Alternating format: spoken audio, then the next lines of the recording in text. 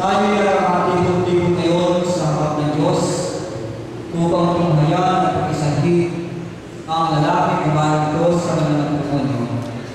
Ang pagkakalis at kasunduan ng pasalig na agad ng Diyos sa kanyang pagkalang at ikilalong pinabanal ng ating Panginoong Kristo sa pamamagitan ng kanyang paggawa ng himala sa isang kasalan sa bayan ng Kana sa lupain ng Galilea.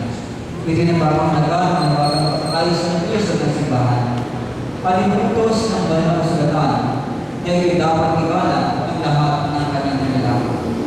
Ang pagsasama ng babae at lalaki sa puso at isip, katawan at kaluluwa ay ginawa ng Diyos para sa kanyang kaligayahan.